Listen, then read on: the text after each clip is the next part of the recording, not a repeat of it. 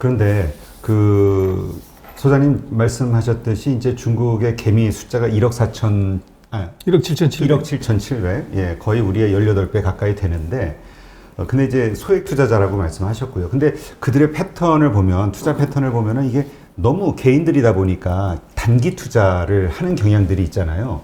그래서 이 종목들이 이렇게 그러니까 급등은 할 수 있지만 역시 급락의 가능성이 크지 않냐. 그러니까 장기적으로 이렇게 주식을 보유해 줄 수 있는 중심 세력이 없다 보니까 회전율이 너무 빨라서 그래서 안정적으로 주식 투자, 마음 놓고 주식 투자하기는 좀 어려운 시장이다. 이런 얘기 하시는 분들도 있더라고요. 그렇죠. 근데 이제 그 선수는 안정적인 투자 싫어합니다.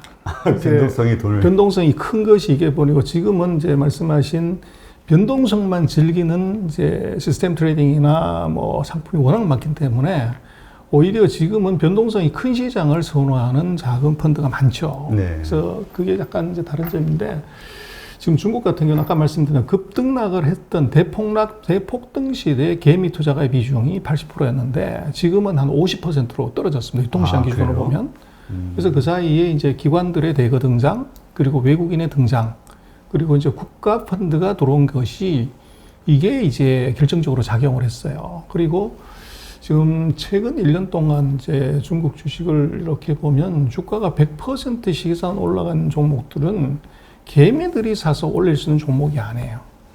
시가총액이 뭐 이제 우리 한국의 삼성전자 같은 그런 회사들을 사서 이제 주가를 올린 거죠. 그래서 그것은 이 기관의 힘, 외국인의 힘이다. 그렇게 봐야 되고 특히나 이제 중국에서 그 제일 유명한 은행이 뭐냐 그러면 우리는 이제 공상은행이 제일 큰 은행이라고 생각하는데 마오타이 은행입니다.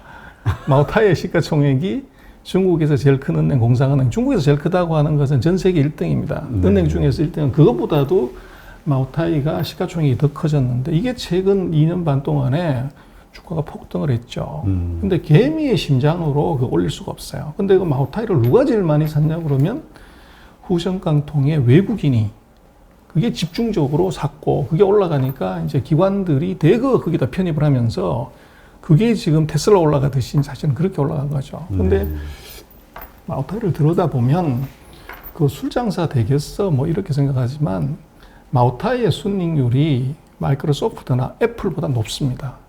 그리고 더 재미난 것은 현금이 매출액의 1.7배나 돼요. 그래서 이제 외국인들의 기준으로 놓고 보면 마진이 마이크로소프트나 애플보다도 높고 매출액의 1.7배가 다 되는 현금을 가진 회사. 그리고 또 재미난 것은 지금 마오타이 같은 회사, 중국의 백주에서는 이 불황에도 먼저 선입금을 현찰을 갖다 내고 나서 한 달 뒤에 3개월 뒤에 수를 받을 수가 있어요. 그래서 이 회사는 재무제표의 선수금이 재고자산하고 선수금을 보면 이 선수금이 많을 때는 재고자산의 90%, 뭐 적어도 50%가 항상 이제 현금이 있는 거죠. 그래서 이러면 캐시플로우가 좋고 그리고 이게 지금 마진이 그렇게 높고 현금이 이미 보유한지 그렇게 높고 근데 이게 또 이제 놓고 보면 마오타이가 비싸기 때문에 중국의 성인들 중에서 마셔본 사람이 얼마가 되냐 그랬을 때 이게 10% 20%가 안 된다고요. 그래서 그게 이제 놓고 보면 그 중국에서 큰 시세를 낸 종목들을 그 안을 들여다보면 그런 스토리가 있는데 그거는 이제 개미들이 살 수 있는 간보가 아니에요. 그래서 이제 외국인들이 들어와서 제대로 분석하는 기관들이 들어와서 이걸 사면서 소위 말하는 그런 스타 종목들을 대거 만들었고 그게 중국도 이제 우리 90년대 기관들이 장을 만드는 것처럼 그런 패턴이 지금 시작이 된 것 같아요. 네. 그러면 또 어떤 분들이 가지고 있는 불안감이 이런 게 있는데요. 그러니까 회계에 대해서 믿을 수가 없다.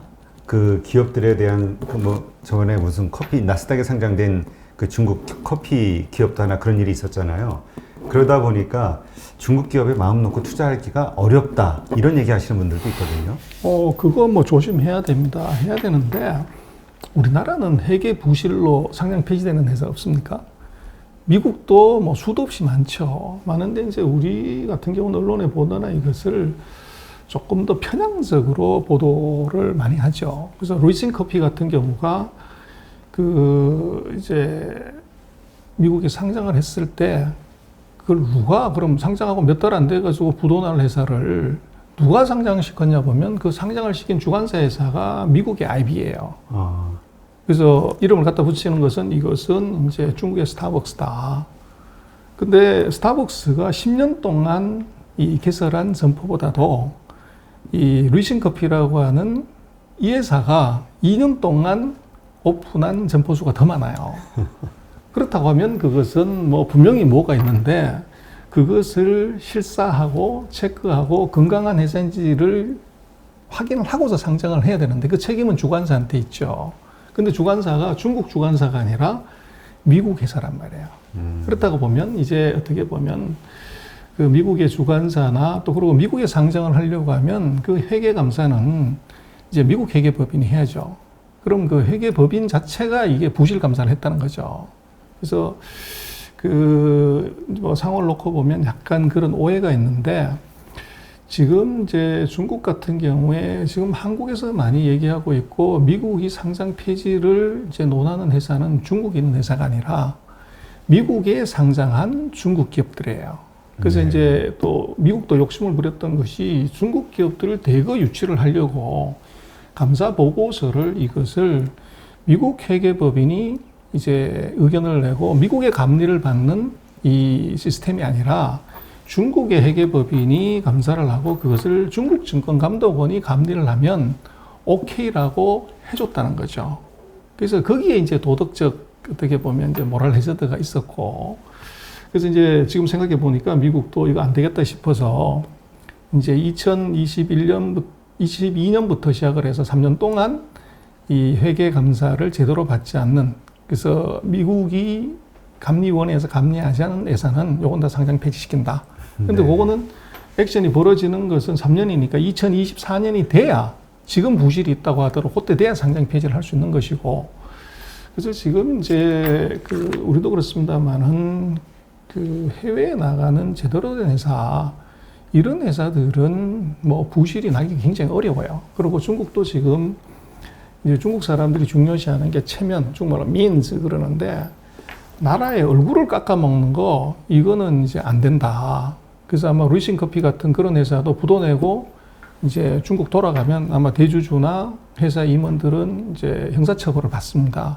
그래서 굉장히 엄격하게 컨트롤을 지금 하고 있고 그래서 이제 중국 같은 경우에 재무제표를 한번 들여다보고 투자를 해야 된다는 거죠. 그래서 네. 안 믿고서 가는 것이 그냥 뭐 미국이 감사했으니까 미국의 주관사이니까 하는 것은 아까 말씀드린 그런 모랄 해저드가 있는 거를 우리가 모른다는 거고 그리고 이제 중국의 재무제표를 조금만 들어서 보면은 그게 부실인지 아닌지 아까 말씀을 드렸지만 세계 최고의 회사가 10년 동안 어떻게 보면 오픈한 점포수보다도 2년 만에 이렇게 올렸다고 하면 거기에 이제 엉터리, 과도한 투자, 현금 흐름의 문제 이건 누구나도 생각할 수가 있는데 오로지 미국에 상장했고 미국의 유명한 증권사가 IPO했고 회계법인이 했다는 것 맞고 그냥 믿고 질렀다는 거죠. 그래서 제가 볼 때는 한국이건 미국이건 어디든 사기꾼은 다 있고 그것을 내 돈이기 때문에 내가 한번 그 회사 재무제표를 들여다 봐야 된다는 거예요. 네. 그래서 지금 이제 말씀 주신 일반론으로 얘기하면 별 의미가 없고요. 그래서 지금 최근에 보면 세계에서 1등, 2등 하는 블랙락이나 뱅가드 같은 자산운용사들이 대거 중국에 지금 법인을 내고 펀드를 발매하기 시작을 하고 있고 지금 전 세계에 내노라 하는 장기 투자가 QFII라고 하는 그런 자격을 가진 이제 정말로 큰 손들이 중국에 다 들어가 있습니다. 네. 그리고 이제 중국 주식을 사고 있고 한데, 그럼 이 사람들은 우리 이제 개인 투자가들이, 개미들이 우려하는 것처럼 그런 부도 위험 있는 데 들어가는 건 바보 아니냐. 이거 이제 우리가 한번 생각해 봐야 되는 거죠. 그렇게 놓고 보면 부분을 가지고서 전체를 확대해서 가는 이제 오류가 우리한테는 있고, 근데 어쨌거나 말씀하신 것처럼 사과 한 상자 안에 예를 들면 한국은 썩은 사과가 1개인데 중국은 3개나 4개가 있을 수 있어요.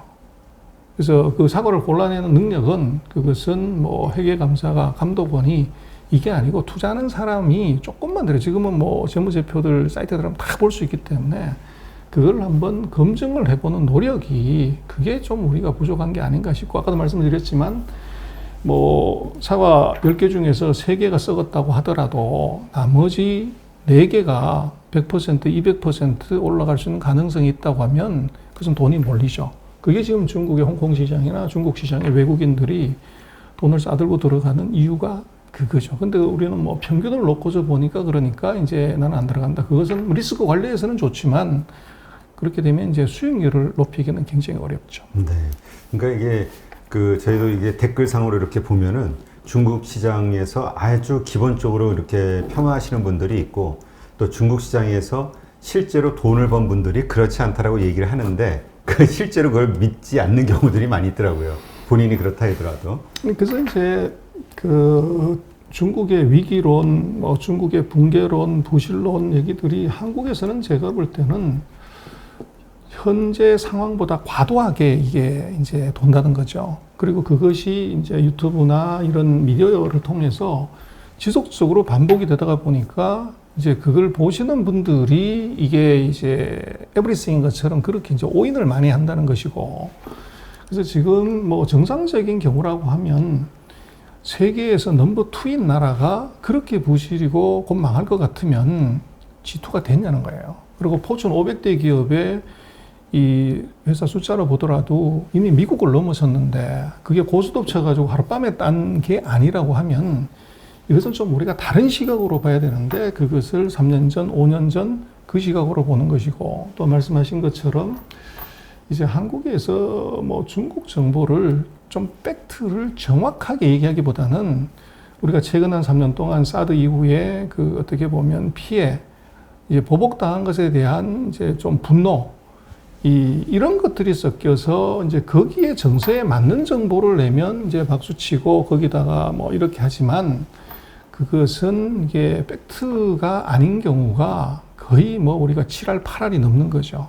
그러다 보니까 아마 그런 정보들이 이제 정확한 정보가 그 시장에 유통이 되고 유튜브 채널에서 가야 되는데 제가 보기에는 이제 거기에 아주 네거티브한 얘기를 하는 분들이 생각보다도 중국 전문가를 찾기가 어려우니까 이 채널 저 채널에서 계속 이제 이 모셔다가 얘기를 듣다가 보니까 똑같은 사람이 이게 3개 채널, 4개 채널 거기 가서 얘기를 하다 보면 이거가 대세처럼 보여지는 거죠. 그래서 저는 팩트를 정확하게 판단을 해야 된다. 그리고 우리 안에서 자꾸 얘기를 하는 걸 보지 말고 글로벌 마켓이 중국을 어떻게 보고 있고 중국 시장에 들어가고 있는 투자가들은 누구인지를 보면 한국의 개미보다도 월등한 정보력, 자금력 이런 것을 가진 투자가들은 왜 들어가는가? 이제 거기에 퀘스천을 달아보면 한국에서 이제 어떻게 보면 잘못된 정보 또는 너무나 경사진 뭐 우리가 언론이나 신문을 보더라도 뭐 교육 규모로 보면 우리 중국이 최대국이지 않습니까? 근데 뉴스를 보면 중국 뉴스하고 미국 뉴스하고 이것이 언밸런스가 중국 뉴스는 하나가 있다 그러면 미국 뉴스는 3개나 4개가 있고 그래서 우리를 놓고 보면 그 반대가 되는 거지 사실은 중국하고 비즈니스하고 투자하는데 이게 맞는데 절대적인 정보 부족이 결국은 판단 그 오류를 가져온다고 그럴까? 이게 이제 커지고 그 작은 정보 자체도 어떻게 보면 조금 흥미 위주 또 우리 정서에 맞춘 팩트의 그 전체 그림이 아니라 한쪽 귀퉁이에 붙어 있는 우리 지금 어떻게 보면 국민 감정에 맞는 작은 뉴스를 이걸 이제 확장시켜서 보다 보니까 전체 큰 그림을 우리가 보지 못하는 우를 범하는 거 아닌가 하는 생각이 들어요. 네. 그러니까 사실 아마 민족적 감정이 있는 것 같아요. 그래서 사실 우리도 어떤 사안에 대해서 이제 좀 부정적인 내용이 나가면 조회수가 확 올라가고 그 일반론 이야기를 하면은 조회수가 확 줄어들고 이런 차이가 있긴 하던데 근데 어쨌든 뭐 투자에 있어서는 팩트 체크가 가장 중요하니까요. 그게 돈과 관련된 거고. 근데 제가 이렇게 중국 관련한 어떤 이야기를 계속 다루고 또 그걸 보는 분들의 반응을 보면서 느끼는 것 중에 하나가 중국에 대해서 부정적인 시각을 가지고 있는 분들의 의견이 무조건 잘못된 것만은 아니다. 그러니까 틀린 것만은 아니다. 어떤 의미에서는 과거에 그런 경험이 있기 때문에 그게 이제 고착이 된 게 아닌가 하는 생각이 들거든요. 그런데 또 이렇게 말씀하시는 거를 들어보면은 중국 전문가 분들하고 예전 10년 전, 15년 전, 5년 전 이때와 지금은 또 중국의 여러 가지 시스템이 많이 달라졌기 때문에 지금은 또 괜찮다라고 얘기하시는 부분들도 있더라고요. 그런 가운데서 추가 질문을 하나 더 드리면 많은 사람들이 생각하는 게 이제 중국은 공산주의 국가잖아요. 그러니까 어떤 공산당에 의해서 일방적인 어떤 위에서 상명하달식 어떤 정책 입안들이 가능하다는 그런 생각을 갖고 있고, 예전에 우리 대통령이 박정희 대통령 때 우리 임자 우리 자동차 공장 하나 만듭시다 그러면 그냥 후딱딱 재벌 기업에서 만들었던 것처럼 눈치 보면서, 그것처럼 수익성이라든가 이런 거 상관없이 공산당이 필요로 하면 기업들은 바로 그러한 사업 분야를 인수하거나 기업을 인수하거나 진출하는 그런 식으로 정부의 정책에 동조할 수밖에 없는 거 아니냐. 특히 이번에 반도체와 관련해서 시진핑 주석이 여러 가지 긍정적인 얘기를 하니까 많은 기업들이나 지방 정부들에서 막 반도체 기업들 막 창업하고 막 투자하고 그랬잖아요. 이러한 이야기들을 하시는 분도 있더라고요. 말씀하시는 것이 이제 상당히 일리가 있는 얘기예요. 근데 이제 우리가 좀 봐야 되는 것은 중국이 공산주의다, 사회주의 국가다는 것에 있어서 이게 이제 체제는 그게 맞는데, 안을 들여다보면 이것은 어떻게 보면 우리보다 더 빨간 자본주의다. 이제 이걸 간과하면 안 된다는 거죠. 그래서 생각을 해보면 지금 전 세계에서 부자 순위 탑10 중에서 6등하는 사람이 있어요. 근데 그 6등하는 사람이 놀랍게도 중국인입니다. 농부산천이라고 중국의 생수 이거 하는 회사 회장 종상산이라는 사람이 지금 전 세계 부자 6등이에요. 그리고 이제 마윈, 마화텅 이런 사람들이 다 20등, 30등 안에 다 들어가죠. 우리 한국 최고의 부자는 한 28등 정도 하는데, 그래서 이거를 그냥 공산주의 이 사회주의 국가는 공동으로 생산해서 n분의 1로 나눠먹기를 하는 데서 부자가 있을 수 없죠. 근데 어떻게 전 세계 랭킹 6위의 부자가 나올 수 있냐는 거죠. 그래서 그것은 이제 우리가 중국을 보면 사회주의라고 하는데, 중국이 자기네 사회주의를 설명할 때요, 그 앞에다가 무슨 이제 접도를 몇 개 붙입니다. 중국 특색의 사회주의 시장경제. 앞뒤에 이제 시장경제란 말고 중국 특색이라는 단어를 같이 갖다 붙여요. 그 가운데에 사회주의가 있어요. 이건 무슨 얘기냐면 이게 어떻게 보면 짝퉁이라는 거죠. 그래서 앞에 중국 특색이라는 게 말씀하신 이제 그런 형태의 이제 정부가 컨트롤하는 사회주의과 계획 경제이기 때문에 그것이 하나 들어있고, 그러나 나머지 절반은 우리하고 똑같은 시장 경제가 같이 들어있는 거예요. 그래서 이제 우리는 뭐를 보냐면 앞에 붙어 있는 중국 특색이라고 하는 것에 우리는 웨이트를 너무 많이 두는 것이고, 또 중국에 이제 어떻게 보면 투자를 하는 분들은 시장 경제라고 하는 부분에다가 이제 많이 갖다 놓는데, 거기서 뭐가 우리가 좀 다르냐면 아까 말씀하신 중국에 대한 네거티브한 얘기, 이거 반드시 우리가 항상 감안하고 염두에 둬야 돼요. 근데 뭔가 하나를 우리가 더 생각해 봐야 하면 변화, 이 체인지라는 걸 생각을 해야 되는데, 우리가 지금 한 2% 겨우 성장하지만 중국은 평균이 6.5를 해요. 우리보다 3배 빠른 성장을 해요. 근데 문제는 우리가 5천만인데 중국이 14억, 검은에 호적에 등록하는 애 하시면 14억, 15억이라고 얘기를 하는데, 우리보다 3배 빠른 놈이 30배의 스피드로 같이 간다고 했을 때 이 변화의 속도는요, 우리 예전에 그런 말을 했었죠. 한국의 세계 10년은 한국의 1년이다 그러는 것처럼, 문제는 중국은 이 한국의 10년이 중국의 1년, 그거보다도 더 빠른 속도로 간다는 거죠. 그래서 제가 볼 때는 중국에 관한 얘기는 3년 전, 2년 전, 1년 전 얘기는 그것은 전혀 의미가 없고, 3개월 전 얘기도 이게 이미 그 스피드를 생각을 해보면 별 의미가 없어지는 정도예요. 그래서 그거를 이제 한국 같은 경우는 중국과 어떻게 보면 정보의 접점이나 이것을 많이 갖고 있지 않고, 오히려 이제 그런 정보가 있다고 하더라도 우리 정서 때문에 그걸 무시하는 바람에 소위 말하는 변화를 감지하지 못하는 거예요. 그래서 이게 지금 우리한테는 큰 문제고, 지금 말씀하신 이제 한국에서 보면 이제 반도체 얘기를 참 많이 하는데, 그래서 중국의 반도체 회사들이 엄청나게 늘었다가 부도가 났다 이러는데, 지금 중국의 반도체 굴기가 끝났다 우리 그렇게 많이 얘기하죠. 그거 엉터리입니다. 무슨 얘기냐면 말씀하신 것처럼 중국의 반도체 굴기는 이것은 이제 국가 사업이에요. 그래서 그것의 주체는 국가가 하는 겁니다. 그래서 국가는 아직도 14차 5개년 계획에서 우리가 반도체 산업을 어떻게 하는 플랜도 나오지 않았어요. 네. 그래서 민간 기업들 같은 경우는 정부가 돈을 풀 것 같다.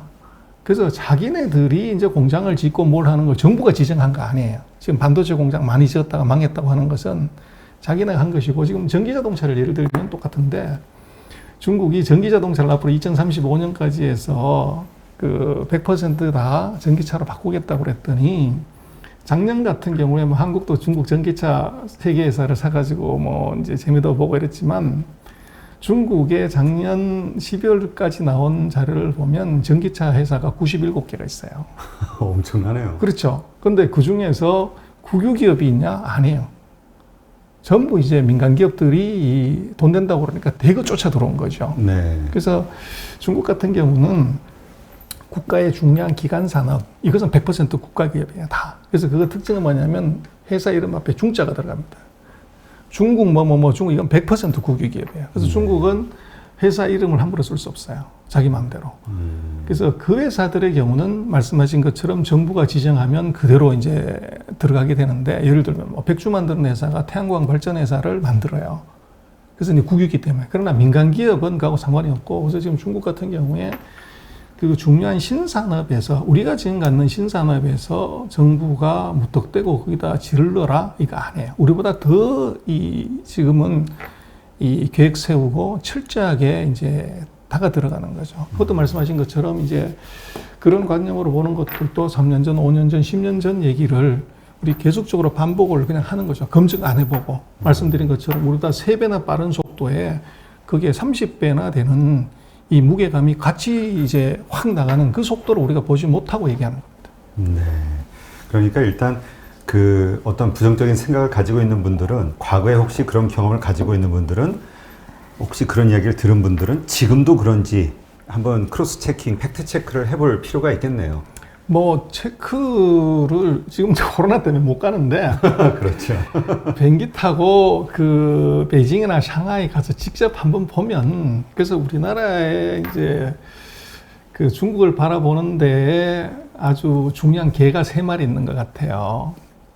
첫 번째 개는 이름이 선입견이에요. 아, 선입견. 두 번째 개 이름은 편견이에요. 그래서 이 2마리 개가 우리가 중국에 투자하고 돈을 먹고 하는데 아주 이제 우리 발목을 계속 물고 늘어지는 개인데, 그 2마리 개가 새로운 1마리 개를 만나면 바로 깨갱해요. 그 개 이름은 바로 백문이 불여일견입니다. 이거 절묘한데요? 그래서 이제 베이징, 샹하이를 직접 한번 가서 보면, 우리는 예를 들어서 명품 그러면 현대백화점 명품관, 게르의 명품관이 한 개 관이잖아요. 네. 샹하이의 그 난중로 저쪽에 명품 거리를 가면 한 개 빌딩이 한 개 브랜드예요. 그래서 우리보다 못 사는 인당소득 $10,000의 거지의 나라에서 명품이 우리처럼 한 개 관도 아니고 한 개 빌딩 전체가 루이비통, 구찌, 베르가모 빌딩이라는 것도 이제 놀랍지만, 작년에 전 세계에서 2019년에 전 세계에서 산 명품의 35%를 중국이 사갔어요. 아. 근데 그거는 우리가 여기서 얘기를 하면 에이 뭐 이러지만, 직접 가서 한번 보면은 간단하게 답이 나오고, 아마 주식 투자하시는 분들 뭐 관심이 있으실 건데, 옛날 중국 국여라고 했죠. 그 중국 중면이라고 하는 면세점 회사. 지금 뭐 이게 여행이 안 되기 때문에 면세점 다 죽어야 되는데 주가가 폭등을 했죠. 네. 그게 이제 중국 사람들이 해외에 나가서 면세품을 사야 되는데 그걸 못 사니까 이제 해남도의 면세점에 가가지고 거기서 산 것이 주가를 폭등시킨 이유입니다. 그래서 뭐 제가 볼 때는 중국이 어떤 나라냐 그럴 때 저는 분당보다 가까운 나라다 그렇게 얘기를 드리고 싶은 것이, 비 오는 날 여의도에서 분당까지 가려면 2시간 반, 3시간 걸립니다. 근데 여의도에서 김포항까지 가는데 뭐 25분이면 가고요. 거기서 비행기 타면 1시간 40분이면 베이징이든 샹하이 도착을 해요. 네. 근데 그거를 우리가 안 가본 거죠. 안 가본 거고 못 가본 거고.